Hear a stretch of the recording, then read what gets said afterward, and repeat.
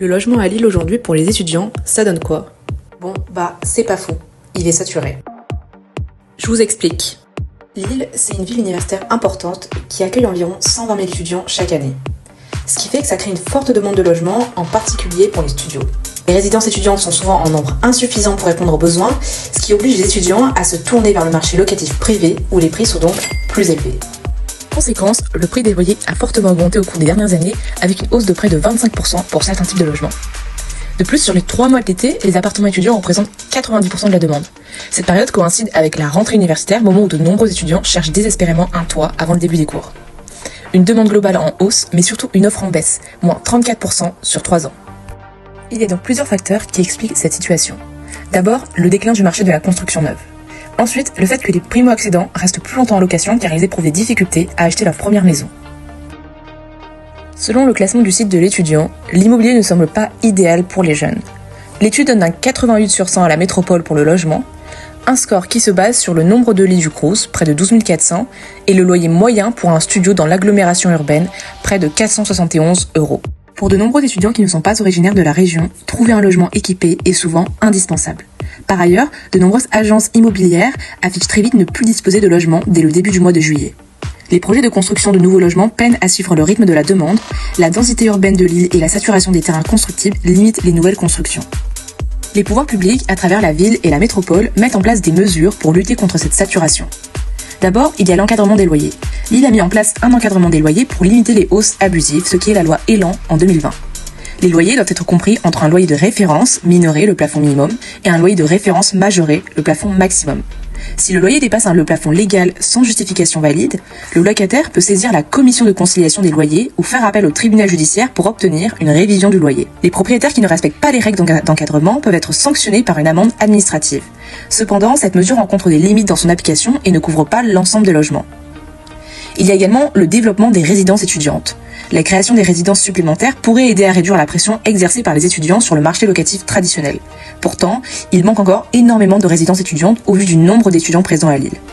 Et enfin, il y a la rénovation des logements vacants. Un autre levier peut être la rénovation de logements vacants pour les remettre sur le marché.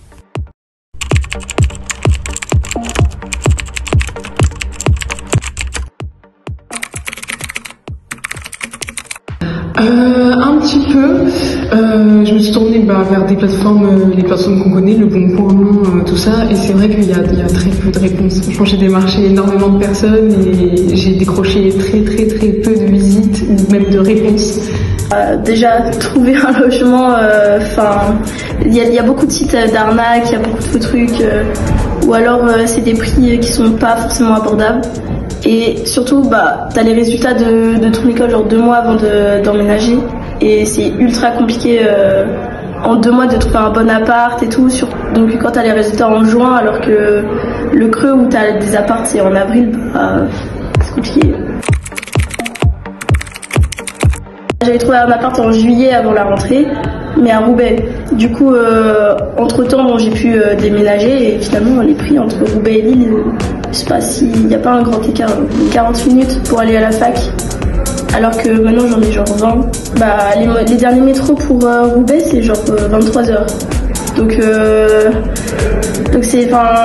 y avait beaucoup de restrictions par rapport à ça. Puis, les Uber, 30 balles, c'est compliqué quoi. C'est faute de réponse en fait. Je cherchais, puis le temps il avançait, on était déjà mi-août et j'ai vu cette annonce sur Westclass du coup et je me suis dit je vais tenter parce que à Lille j'avais vraiment personne qui me répondait.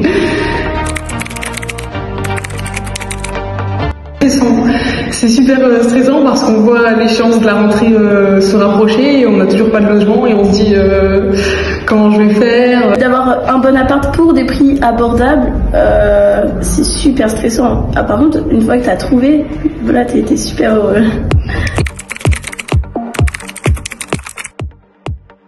Vraiment s'y prendre à l'avance. La meilleure période, je dirais, c'est mars-avril. C'est là où les étudiants ils lâchent leur appart. Un logement très abordable sur Lille, ça reste très saturé. Il y a les solutions qu'on connaît si on est boursier, les résidences Crous, tout ça.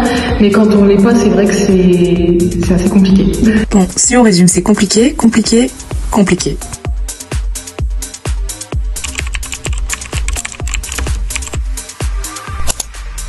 Selon l'INEF, seuls 8,8% des logements promis par Emmanuel Macron en 2017 ont été construits, alors que le président de la République avait annoncé la construction de 60 000 logements étudiants.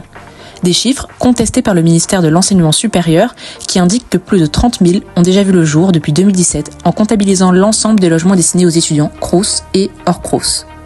Sauf que malheureusement, ça ne va pas en s'améliorant.